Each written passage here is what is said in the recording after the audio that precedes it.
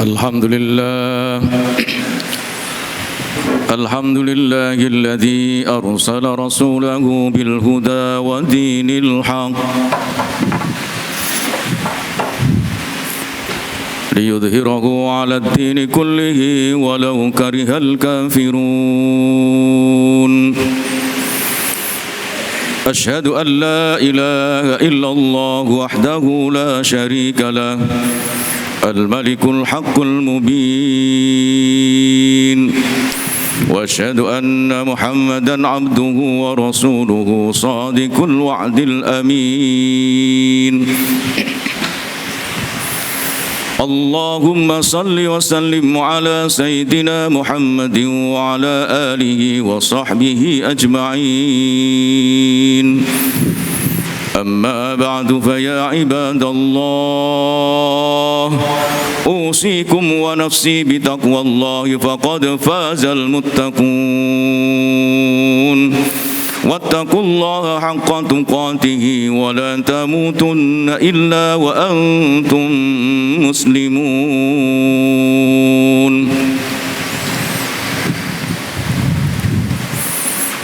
Hadirin jamaah Jumat Masjid Agung Jawa Tengah yang dirahmati Allah, marilah pertama-tama kita memanjatkan puji dan syukur kepada Allah Subhanahu wa Ta'ala. Kita memuji kepada Allah karena tidak ada zat yang layak untuk dipuji, tidak ada zat yang patut untuk dipuji, tidak ada zat yang berhak untuk dipuji, tidak ada zat yang wajib untuk dipuji, hanya Allah Subhanahu wa Ta'ala. Oleh karena itu para jamaah Jumat, ketika kita mendapatkan pujian dari orang lain, lesan yang terucap dari diri kita adalah Alhamdulillahirabbil alamin. Sebuah pengakuan dalam diri bahwa sebenarnya yang layak dan patut dan wajib dipuji hanyalah Allah Subhanahu wa Ta'ala. Kemudian yang kedua, mari kita bersyukur kepada Allah Subhanahu wa Ta'ala. Syukur adalah merasa lega, merasa cukup, merasa ikhlas, merasa ridho atas apa yang Allah berikan kepada kita, kepada diri kita, walaupun tidak banyak. Padahal dalam Al-Quran surat Ibrahim Allah berfirman, wa in ta'uddu nikmatallahi la tuhsuha. Sekiranya kamu menghitung atas nikmat yang Allah berikan, pastilah kamu tidak akan bisa menghitungnya dengan tepat. Oleh karena itu para jamaah Jumat, saya mengajak kepada kita semua untuk senantiasa bersyukur. La in syakartum la azidannakum wa la in kafartum inna adzabi lasyadid. Sekiranya sungguh kamu bersyukur kepada Allah, kepadaku, maka akan aku lipat gandakan, dan sungguh akan aku lipat gandakan kenikmatan itu. Wala in kafartum, akan tetapi jika kamu mengingkarinya, ingatlah inna, sesungguhnya azabku lasyadid, azabku amat sangat pedih. Yang ketiga para jamaah Jumat, mari kita senantiasa meningkatkan iman dan takwa kita kepada Allah Subhanahu wa Ta'ala dengan takwa yang sesungguhnya. Ya ayyuhalladzina amanu taqullaha haqqa tuqatih wa la tamutunna illa wa antum muslimun. Wahai orang-orang yang beriman, takwalah kamu sekalian dengan sesungguh-sungguh takwa. Takwa bukan hanya ketika kita diperhatikan orang lain. Takwa bukan hanya pada saat kita sedang butuh sesuatu. Takwa bukan hanya pada saat kita di tempat ibadah, di tempat suci seperti sekarang ini. Tetapi takwa yang haqqa tuqah, dimanapun, kapanpun, kita hendaknya mempertahankan takwa kita dan meningkatkan takwa kita kepada Allah Subhanahu wa Ta'ala. Hadirin jamaah Jumat yang dirahmati Allah, hari ini pada bulan Ramadan kita sudah memasuki hari yang ke-18. Tentu kita berdoa mudah-mudahan puasa yang sudah kita lalui 17 hari yang lalu menjadi puasa yang baik, yang diterima Allah, amalan shalihan makbulan. Dan puasa yang akan datang, yang akan kita lalui sekian hari yang akan datang ini, pada tahun ini kita diberi kekuatan untuk menjalaninya. Dan tentu puasa yang akan kita lalui, puasa yang jauh lebih baik dari puasa-puasa sebelumnya. 1458 tahun yang lalu Nabi Muhammad sallallahu alaihi wasallam di Gua Hira telah menerima wahyu yang pertama. Setelah sebelumnya beliau bertahanus mendekatkan diri kepada Tuhan, kepada Allah Subhanahu wa taala berhari-hari selama sekian hari sebelumnya, maka tepat pada tanggal 17 Ramadan, atau tepatnya kalau kalender Masehi itu tanggal 6 Agustus tahun 610 Masehi. Beliau tepat berusia 39 tahun 3 bulan 8 hari. Atau kalau menggunakan usia Syamsiah, Komariah, maka beliau berusia, usia Komariah, beliau berusia 40 tahun 6 bulan 8 hari. Dan apabila menggunakan usia Syamsiah, beliau menerima wahyu itu tepat pada usia 39 tahun 3 bulan 8 hari. Usia yang sudah cukup matang. Selama 22 tahun, 2 bulan, 22 hari beliau menerima wahyu secara berangsur-angsur. Dan di usia yang ke-63 beliau mengakhiri menerima wahyu itu. Total huruf yang ada dalam Al-Quran adalah 1.027.000 huruf, terdiri dari 6.236 ayat, 114 surat, 30 juz. Sebuah kitab yang berisi kumpulan-kumpulan petunjuk dan jalan hidup bagi umat Islam. Hadirin yang dirahmati Allah, Allah Subhanahu wa taala mewajibkan kita umat Islam untuk mengimani dan meyakini kitab-kitab yang telah diturunkan oleh Allah Subhanahu wa taala. Kita wajib mengimani, meyakini kitab Taurat yang diturunkan kepada Nabi Musa alaihissalam, sebuah petunjuk dan jalan hidup bagi umatnya Nabi Musa. Kita harus mengimani kitab Zabur yang diturunkan kepada Daud alaihissalam. Artinya bahwa kita meyakini, mempercayai dengan sepenuh hati bahwa Allah telah menurunkan kitab Zabur kepada Nabi Daud alaihissalam untuk petunjuk hidup dan jalan hidup bagi umat Nabi Daud. Kita meyakini dan mengimani Allah telah menurunkan kitab Injil kepada Nabi Isa alaihissalam, sebuah petunjuk dan jalan hidup bagi umat Nabi Isa alaihissalam. Inilah perbedaan kita mengimani kitab-kitab yang diturunkan kepada Rasulullah, kepada Rasul-Rasul Allah selain Nabi Muhammad sallallahu alaihi wasallam.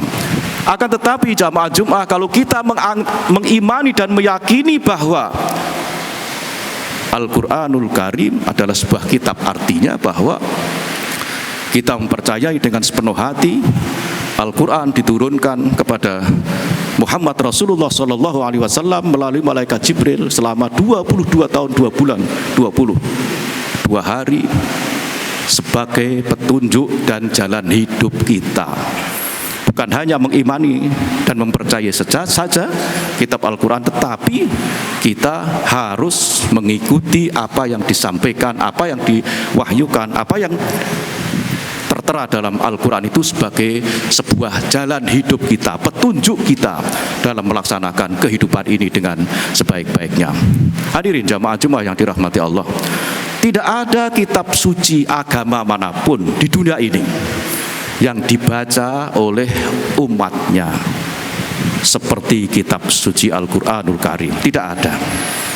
Lebih dari 60% penduduk dunia yang kurang lebih sekitar 1,8 miliar ini, 60%, insya Allah setiap minggu, setiap hari, bahkan setiap saat Al-Quran dilantunkan. Dan tidak ada kitab suci yang lain yang dibaca, bahkan malah ada yang tidak boleh membacanya umatnya. Tidak ada kitab suci di dunia ini yang dihafal sebagian besar oleh penganutnya kecuali Al-Quranul Karim.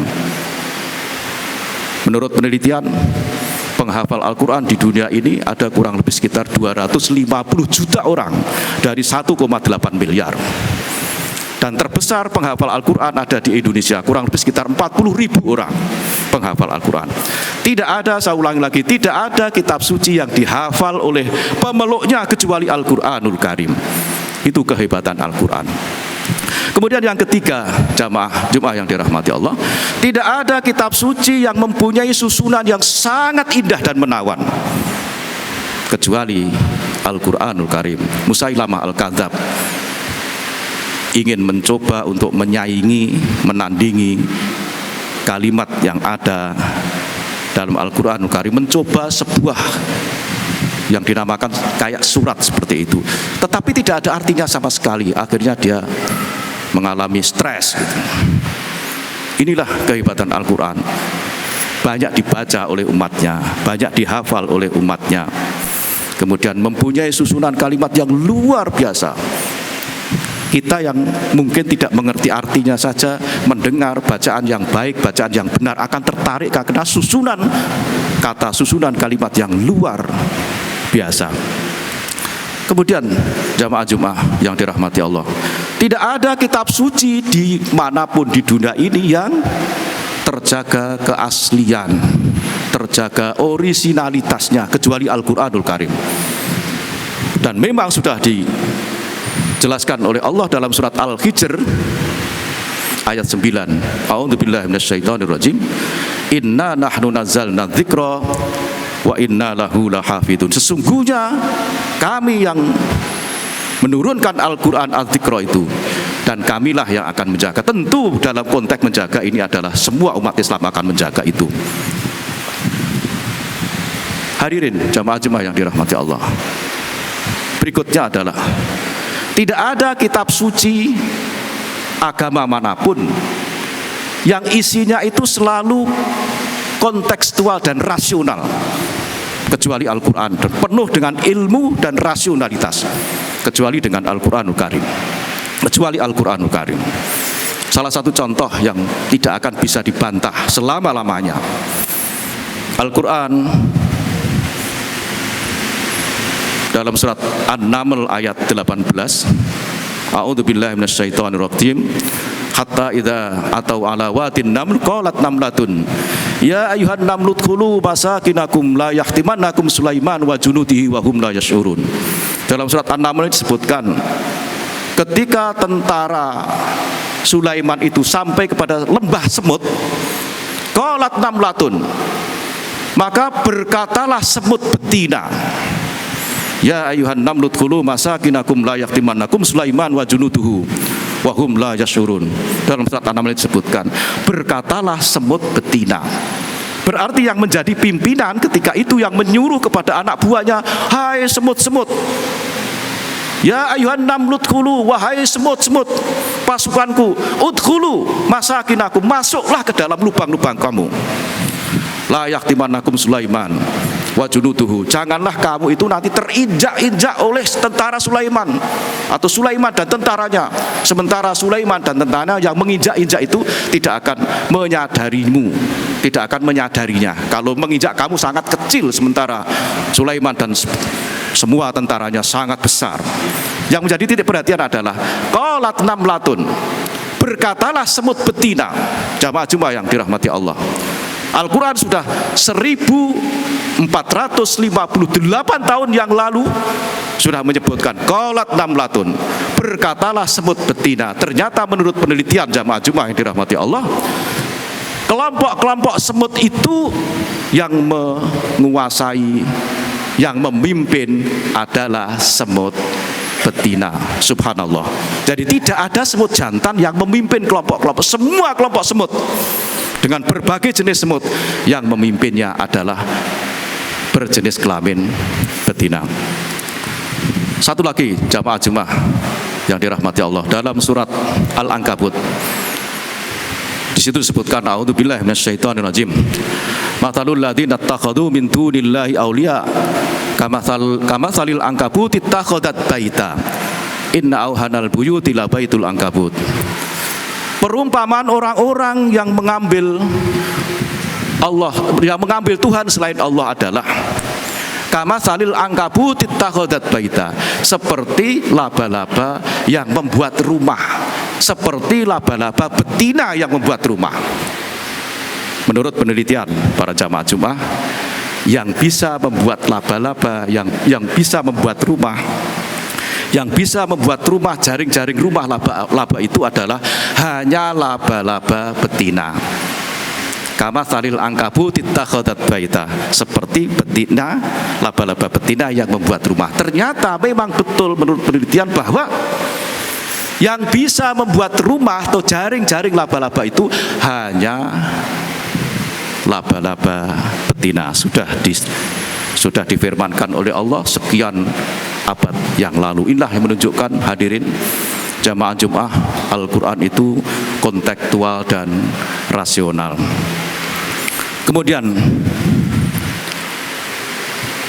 bagi kita para jamaah Jumat, dengan bukti-bukti yang ada itu mestinya dan seharusnya kita yakinkan, kita tidak ragu lagi bahwa Al-Quran adalah sebagai petunjuk dan jalan hidup kita. Surat Al-Baqarah ayat 2 sudah menyebutkan, dzalikal kitabu la raiba fih, kitab ini tidak lagi meragukan. Kemudian dalam surat Al-Baqarah yang lain juga, wa in kuntum fi raibim mimma nazzalna ala abdina fa'tu bisuratim min mithlih wad'u syuhada'akum min dunillahi in kuntum shadiqin. Jika kamu meragukan apa yang diturunkan oleh Allah kepada Muhammad Rasulullah sallallahu alaihi wasallam, fa'tu bisurah, maka buatlah satu surat saja. Kalau tidak mampu, maka carilah teman untuk bersama-sama membuat surat. Fa illam taf'alu, tetapi kamu pasti tidak mampu mengerjakan. Walan taf'alu, dan tidak akan pernah mampu mengerjakan. Fattakun narul lati waquduhan nasu wal hijarah. Hadirin jamaah Jumat yang dirahmati Allah, maka sekali lagi kami mengajak, memperingati nuzulul Quran ini, maka kita kembali lagi kepada Al-Quran, kita yakini Al-Quran kita. Allah Subhanahu wa taala berfirman dalam surat An-Nisa ayat 82, A'udzubillahi minasyaitonirrajim. Afala yatadabbarunal Qur'an walau kana min indi ghairillahi lawajadu fihi ikhtilafan katsira. Afala yatadabbarunal Qur'an, apakah kamu tidak tadabbur, tidak memperhatikan Al-Qur'an itu sendiri? Walau kana min indi ghairillah, seandainya, andai kata, bila mana Quran itu bukan dari Allah Subhanahu wa taala, lawajatu fihi ikhtilafan katsira, dipastikan bahwa akan terjadi pertengkaran, perselisihan yang luar biasa pada akhirnya.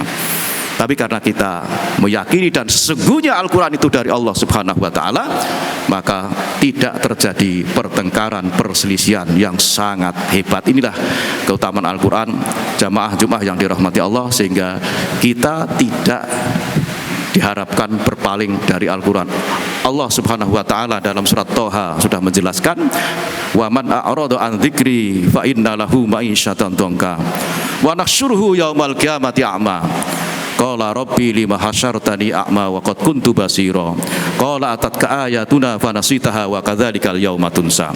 Wa man a'rada an dzikri, barang siapa yang berpaling dari peringatanku, yakni Al-Qur'anul Karim, fa inna lahu ma'isyatan dhanka, niscaya pastilah mereka akan mendapatkan kehidupan yang sempit. Wa nasyuruhu yaumal qiyamati a'ma, dan nanti di akhirat akan digiring dalam kondisi buta. Qala rabbi, dia mengatakan yang buta tadi, lima hasyartani a'ma, ya Allah, kenapa aku giring dalam mahsyar ini dalam kondisi buta? Wa qad kuntu basira, padahal di dunia mata saya bisa melihat indahnya dunia ini. Qala atatka ayatuna, Allah berfirman mengatakan, atatka ayatuna, sudahkah sampai kepada ayat-ayatku, peringatanku Al-Qur'anul Karim?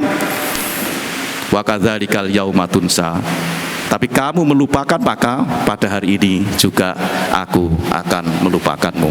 Inilah sekelumit kita para jamaah untuk kembali lagi kepada Al-Quranul Karim, kita mengkaji. Yang belum bisa membaca, belajar untuk bisa membaca. Yang sudah bisa membaca, tingkatkan bacaannya dan ketahui makna dan isinya. Yang sudah mengetahui makna dan isinya, mari kita amalkan Al-Quran dengan sebaik-baiknya. Barakallahu li wa lakum fil Qur'anil azim wa nafa'ani wa iyyakum bima fihi minal ayati wa dzikril hakim wa taqabbal minni wa minkum tilawatahu innahu was-sami'ul alim. Aqulu qouli hadza astaghfirullahal azim li wa lakum wa lisairil muslimina wal muslimati wal mu'minina wal mu'minat fastaghfiruhu innahu huwal ghafurur rahim.